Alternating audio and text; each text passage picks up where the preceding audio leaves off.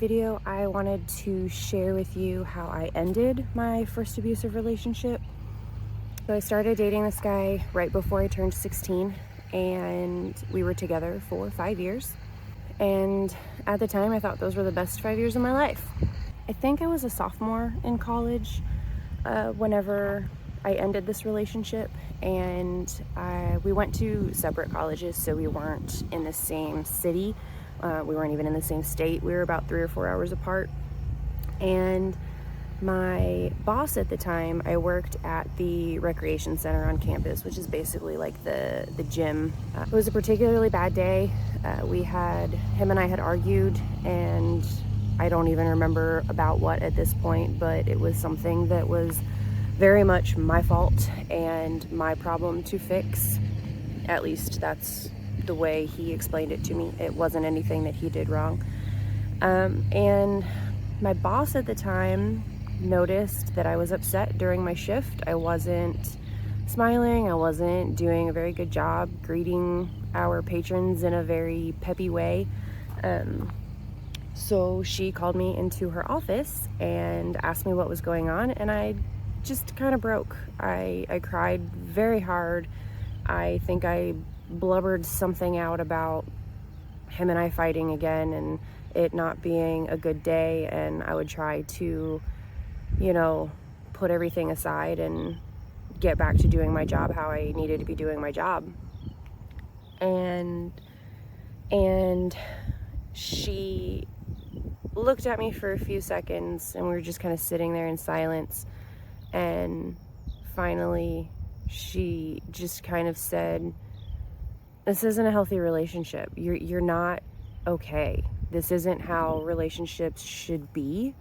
So I want you to leave your shift, go back to your dorm room, FaceTime him right now, and end the relationship. I want you to break up with him. And that's the healthiest thing you can do right now because you're not in a good space.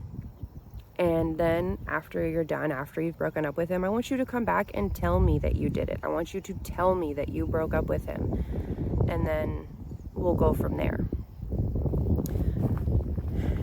Now keep in mind, she's not the first person to tell me that I needed to break up with him. My mom and my brother and a few friends had been trying for quite a while to get me to end the relationship, but I think they were all too close to me for me to listen. My boss, on the other hand, as soon as she told me that, the light switch came on, and I kind of sat there and thought, who is this woman in front of me who has no emotional responsibility or emotional ties to me? She doesn't have to be sitting here and telling me these things. She doesn't have to be investing this effort. She's my boss. She had no real reason to be getting involved in my personal life. And that's not me saying that I was mad at her for telling me to do it. It was the kind of reality check that I needed. If this person who has no emotional responsibility towards me and my personal life and who I'm dating in my relationship, if she is taking the time to tell me that this isn't healthy, that I'm not in a good place, then maybe she's right. Maybe I need to look at things. And then it was honestly like it was in the movies. It was just like a flood of all of these realizations came into my head of, this isn't healthy, this isn't good, I am not in a good place. So I did what she told me to. So I did what she suggested.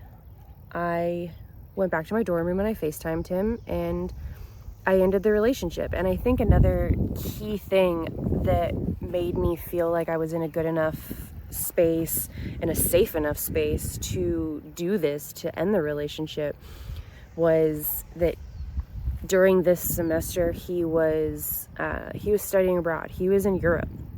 So I knew there wasn't any chance that he was going to be able to talk me out of it. He wasn't going to be able to drive down to see me and talk things through and convince me to stay in the relationship.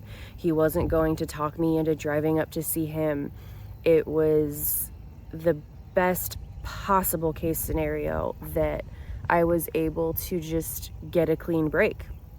And I think that was very crucial to the actual breakup. I think that if he would have been at his college 3 or 4 hours away, so many things could have played out that would have gotten me to change my mind. And so it all just kind of happened in a very fortunate way, and I'm very thankful for that. But thinking back on it, I remember my brother calling me one day after school and telling me that I wasn't in a good space, basically saying everything that my boss told me, telling me I wasn't in a good headspace, that I needed to end the relationship, that it wasn't a healthy relationship. But I didn't listen. I'm pretty sure I actually got mad at him and hung up and wouldn't talk to him for a little bit, because I thought there's no way that's true. He just doesn't understand it. You know, he's my big brother. He's just being overprotective, and he's not right. That's not how this relationship is. But thinking back, he was exactly right. And that's usually how it goes with these kinds of relationships, though. If you haven't been isolated from your support system, you likely just don't listen to them because they're too close to you. But I will forever be thankful for my boss at that job. Her and I aren't that close anymore. We just kind of drifted apart as I moved away from school.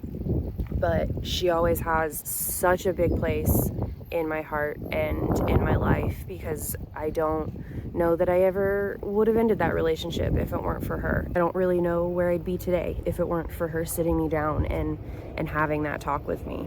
So if you ever have anyone in your life that sits down and tells you that they don't think the relationship that you're in is healthy or safe, it's going to be hard, but try your best to listen to them and to hear them, because they're not telling you these things lightly. It's not easy for them to tell you these things because they don't want to see you hurt, but just try your hardest to listen.